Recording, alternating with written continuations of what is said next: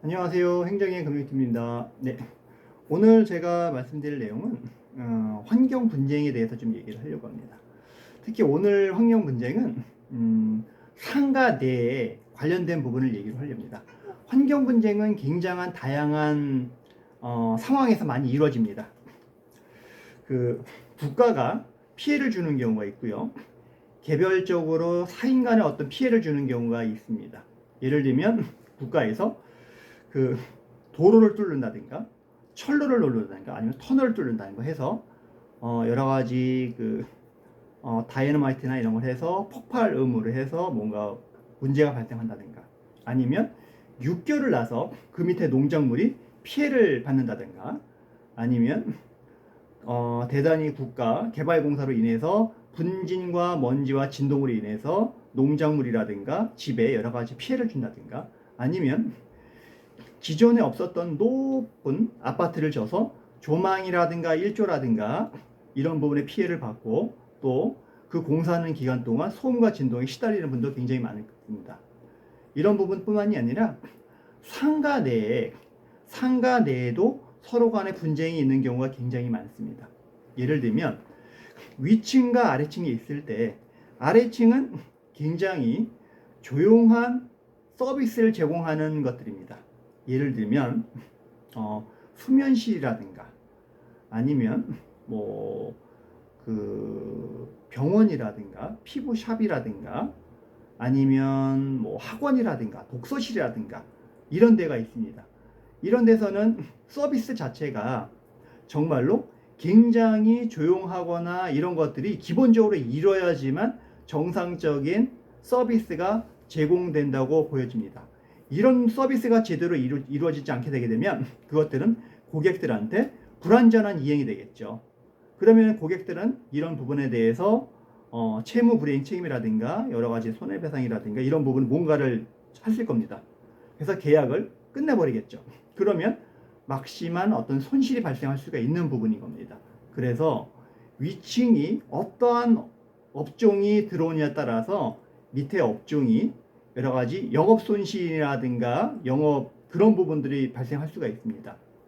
예를 들면 위쪽에 빨래방이라든가 아니면 굉장히 시끄러운 무도장이라든가 엽기 헬스클럽 이런 데 큰 묵직한 걸 들었다 놨다 하는 데라든가 아니면 댄스를 해서 쿵쿵쿵쿵 거리는 그런 데라든가 이런 업종이 들어오게 되게 되면 그 소음 때문에 주위나 아니면 밑에 부분들은 굉장히 큰 피해를 받을 겁니다.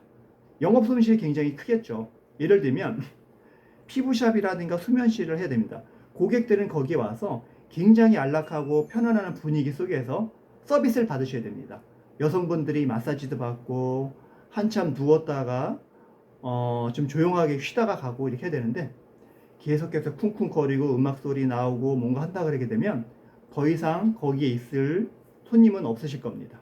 당장 계약을 해약하거나 취소시키거나 해서 이제 업주는 막대한 환불을 해주셔야 됩니다.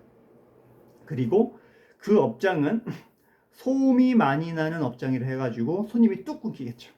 그러면 막대한 인테리어와 건물 비용이라든가 임대료는 막 들어가는데 영업이 안 되게 되면 굉장히 큰 손실이 발생할 겁니다. 그래서 이런 문제 때문에 위아래 상가 간에 이런 분쟁이 발생되는 경우가 굉장히 많습니다. 이런 문제를 해결하기 위해서 통상적으로 법원에 소송을 제기하기보다는 중앙환경분쟁조정위원회나 일선 지방환경분쟁조정위원회에다가 재정신청을 하는 경우가 대부분입니다. 그래서 그런 입증 기본적으로 손해배상 어차피 이게 손해배상이잖아요.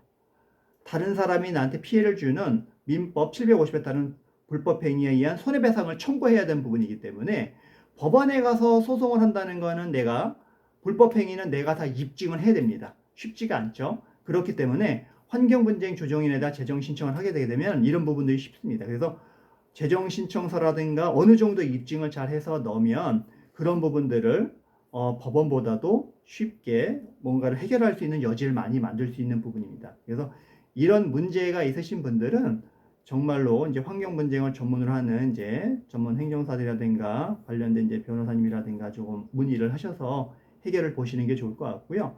그 다음에 전문가들도 이 부분을 그냥 의뢰인이 주는 서면이라든가 얘기만 듣고 뭔가 해결하는 게 아니라 직접 현장을 가서 봐야 됩니다. 특히 저 같은 경우에는 이런 문제가 있으면 항상 현장을 가서 보거든요. 현장의 구조, 의뢰인의 업장의 구조, 그 다음에 소음이 어디서 많이 들리는지, 그렇게 들릴 수밖에 없는 이유는 뭔지, 그 다음에 위쪽에 피해를 주는 업장도 한번 가서 보고 피해가 어떻게 해서 발생되는지, 어느 정도이기 때문에 발생되는 건지, 또 나름대로 소음 같은 경우에는 직접 기기를 갖고 가서 측정도 해보고 해서 피해 상황이 어느 정도인지 이렇게 현장감을 갖고 이해를 해야지만 사건을 정확하게 파악할 수 있는 겁니다. 단순하게 의뢰인들이 주는 어떤 서면만 갖고 판단하는 것들은 사건을 정확하게 판단하는데 굉장히 쉽지는 않습니다. 그래서 이런 부분들은 현장에 답이 있는 부분인 거고요. 그래서 현장에 가서 정확하게 목격하고 그 내용을 정확하게 문서로서 작성해서 녹여서 그걸 판단하는 분들한테 판단할 수 있도록 만들어줘야 됩니다. 그분들한테 이해시켜야 됩니다. 우리의 입장을 정확하게 이해시키고 납득시켜서 설득해서 우리한테 유리한 결과를 끌어올 수 있도록 만들어야 됩니다. 그 다음에 그런 여러 가지 법적으로 규정되어 있는 여러 가지 상황, 상가라든가 이런 게 있을 때 야간에 예를 들면 40데시벨 이상의 어떤 초과 소음이 발생한다든가, 왜냐면 대부분 우리가 영업손실도 발생하고 위자료도 발생하는 거잖아요. 위자료라는 거는 초과 소음도 이상의 어떤 소음이 발생해서 민법상 이미션, 그래서 수인 한도를 초과하는 뭔가를 피해를 발생했을 때 그걸로 통해서 정신적으로 위자료 이런 거를 청구하는 부분, 또 하나는 그걸로 인해서 손님들이 나가거나 들어오지 않을 때 영업 손실 이런 부분이거든요. 그래서 이런 부분들을 정확하게 파악하고 하기 위해서는 직접 현장에 가서 보고 이해를 해야 됩니다. 현장에 대한 이해가 있어야 됩니다. 그래서 이런 상가 간의 어떤 분쟁이 있으신 분들은 정확하게 전문가들 통해서 상담을 받으시고요. 증거 채집을 항상 매 순간마다 해주시는 게 좋을 것 같습니다. 이러한 피해가 지속적이었다는 것을 입증을 해주셔야 됩니다. 그래서 매번 저는 말씀드리거든요. 항상 뭐 영상이라든가 녹음을 하든가 이런 걸 찍어 놓으라고 말씀을 드리거든요. 그 정도는 해주셔야 됩니다. 이런 문제가 있으시면은 항상 그냥 있으시 마시고 항상 이분들하고 직접 뭔가를 대화한다는 것들은 쉽지는 않습니다. 뭔가 이제 자기를 옹호하거나 방어하기 위해서 거부하거나 밀어버립니다.